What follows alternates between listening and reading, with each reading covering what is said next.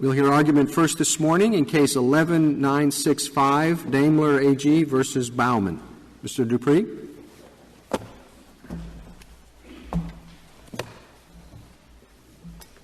Mr. Chief Justice, and may it please the Court. The Ninth Circuit held that Daimler, a foreign corporation, is subject to general jurisdiction in California and thus may be sued in California on any claim arising anywhere in the world. The Ninth Circuit reached this conclusion by attributing to Daimler the California contacts of a Daimler subsidiary, Mercedes-Benz USA, a separate corporation that respects all corporate formalities and that is not Daimler's alter ego. The Ninth Circuit's approach violates due process. Do we have to reach that question? I mean, I guess the Ninth Circuit must have been interpreting the long-arm statute of California, right? That's correct, Justice Scalia. Now, were there California cases that disregarded the corporate form?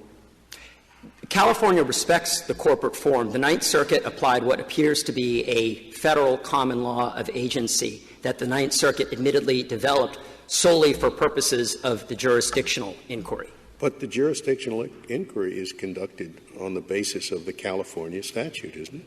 It is, but at the same time, the California statute extends to the limit of due process. And so what the Ninth Circuit did was it construed what the permissible outer bounds of the due process clause was in this context. I see. It's California's reference to the outer bounds of jurisdiction that causes this to be a constitutional case. That's correct, Justice Scalia.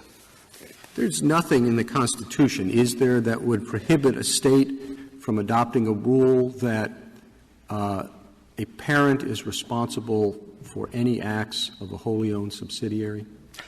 Well, Mr. Chief Justice, there may be a constitutional limit, certainly to the extent that, say, California adopted a rule that said for purposes of some sort of liability we are going to disregard the corporate form. I think that could pose due process concerns to the extent that it is purporting to override, say, the corporate law of Delaware.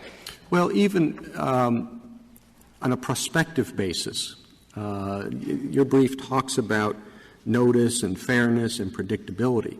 But if California said going forward, this is the rule that we're going to apply, is there any constitutional problem with that? I still think there would be, Mr. Chief Justice. In other words, I take Your Honor's point about fair notice. If California said going forward, this is the rule we're going to apply. But at the same time, I'm not quite sure what in the Constitution would empower, say, California to essentially override, say, Delaware's corporate law and say, for our state purposes, we're essentially going to rewrite the corporate DNA of a corporation that's chartered in Delaware in order to treat. We permitted that in Container Corp. I beg your pardon, Your Honor? We permitted that in Container Corp.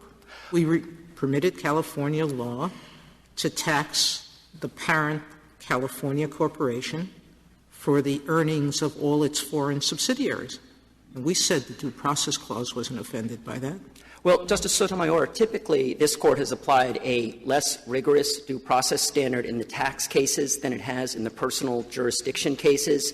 If one were to look at, say, Goodyear or McIntyre, of any of this Court's more recent jurisdictional decisions, it typically takes a much more rigorous view of the due process clause's limits on a sovereign's ability to adjudicate matters that arise outside the forum than it has in the tax context. We would never get to this question if you hadn't conceded that there is general jurisdiction over the U.S.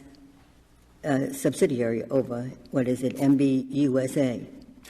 Well, Justice Ginsburg, I respectfully disagree that we conceded the point below. I'm not sure, frankly, that we could concede something like that on behalf of a different corporation that's not a party to this lawsuit. But it is true that we focused on the attribution question in the Ninth Circuit. And at the end of the day, I don't think that that point affects the outcome in this case. Because well, if there were nothing to attribute, then that would be the end of it. If there was not general jurisdiction over MBUSA, that would be the end of the case, wouldn't it? Yes, it would.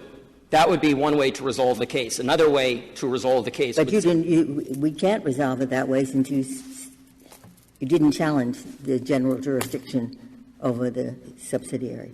Well, again, we did not argue that point. Instead, we focused on the attribution issue, but at the same time — I'm sorry, please.